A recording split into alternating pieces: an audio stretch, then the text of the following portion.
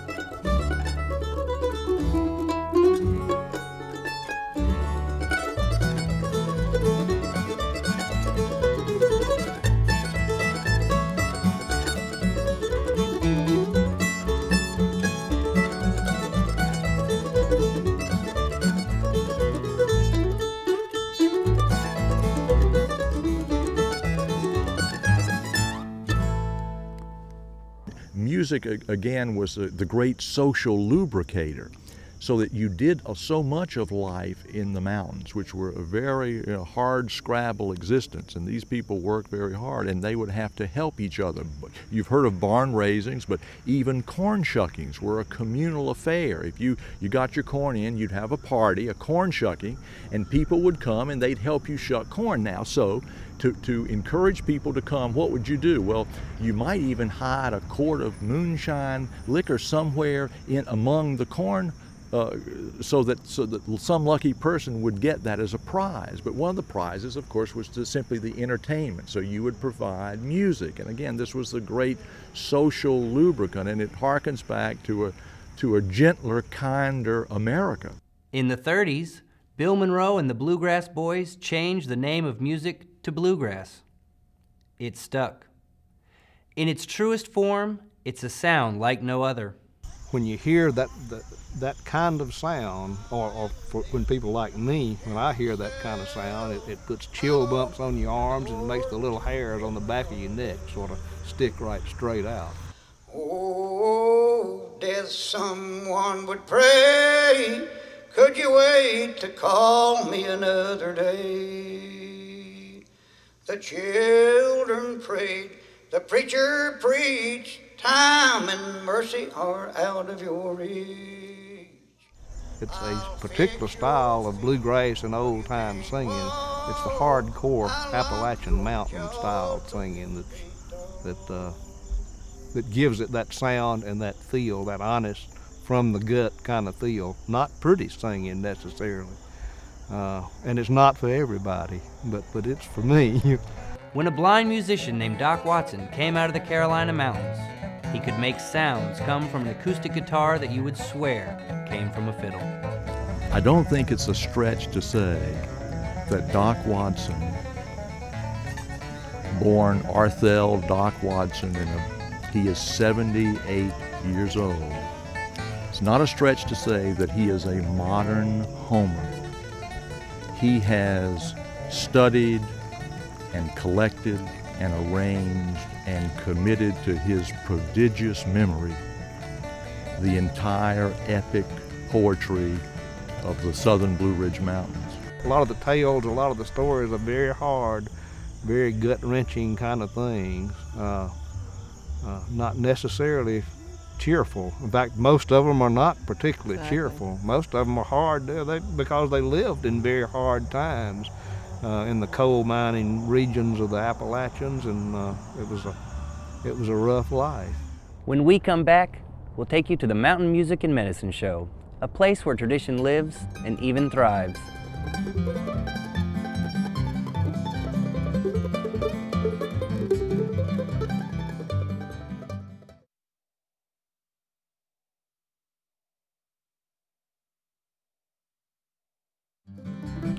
Every first Saturday in the month for nearly a year, the Mountain Music and Medicine Show is played to a sold-out audience.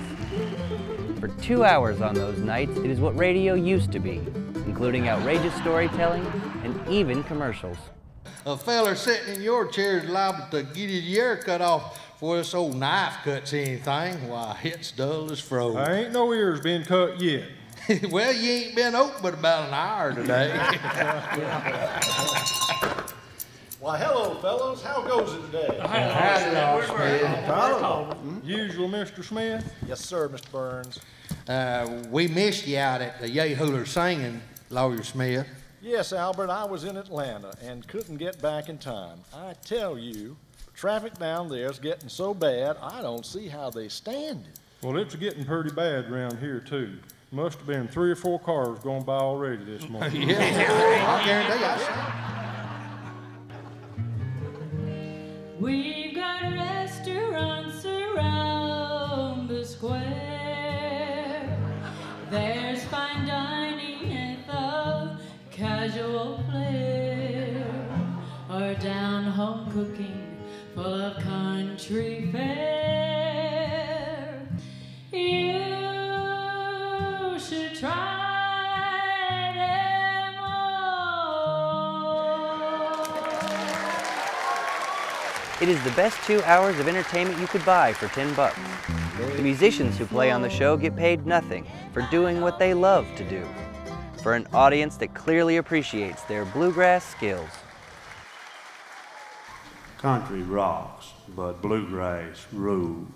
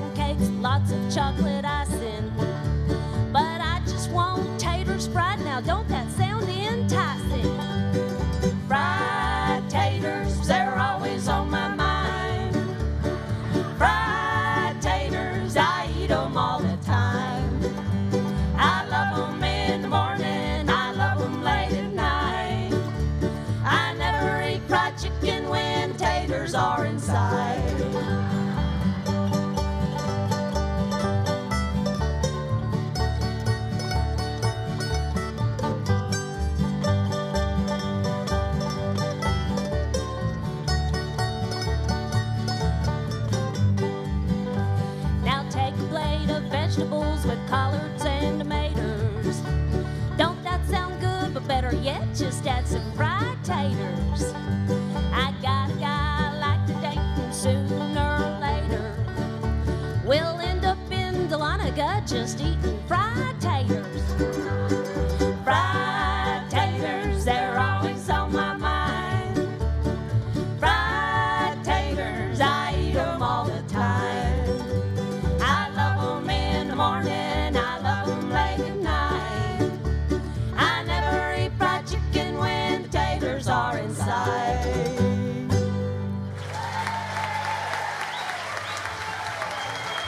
Coming up, we'll take you to one of the greatest traditions in mountain music, a place where the musicians and the fans get together, the Dahlonega Bluegrass Festival.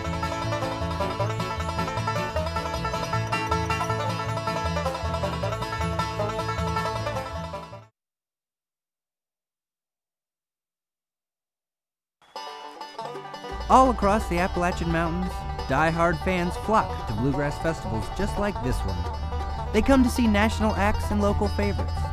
These weekend events are tailored to the family. The kids can watch baskets being weaved or brooms being constructed. But what brings everyone here is the music.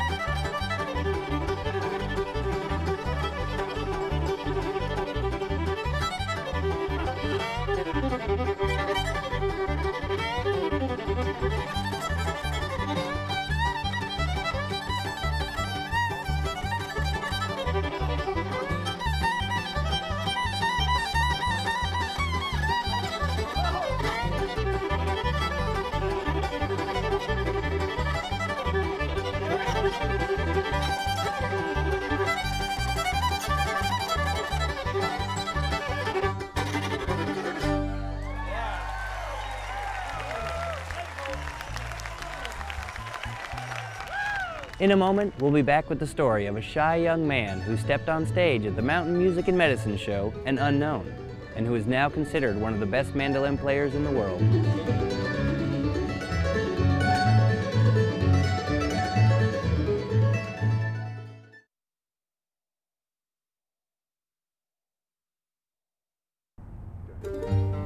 The history of bluegrass may have been written by Flatt and Scruggs, Doc Watson, and Bill Monroe, but its future is in the hands of brilliant young musicians like Wes Lee. He is one of the top mandolin players in the world.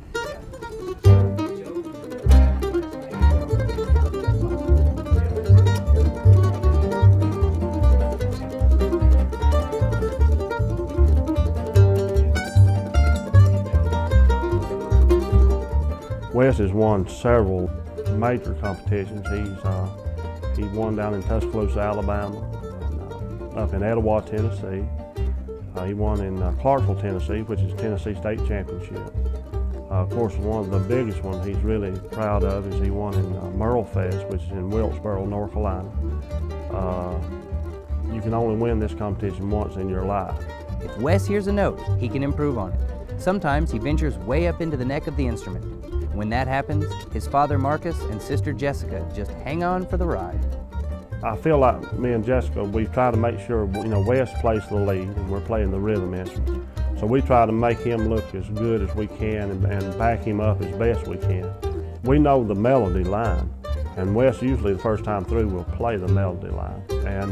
But after that, then you kind of got to just lock in on the rhythm, and you've got to lock him out because he starts going up and down the neck, but that rhythm's got to stay the same.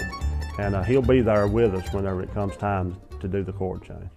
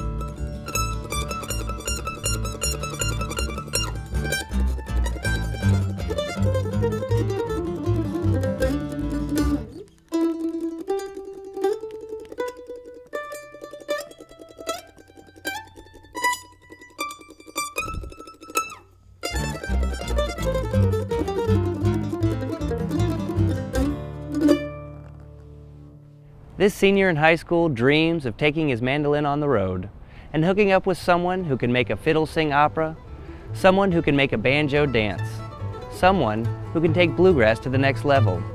This music has always been a work in progress. It still is. Thanks for watching.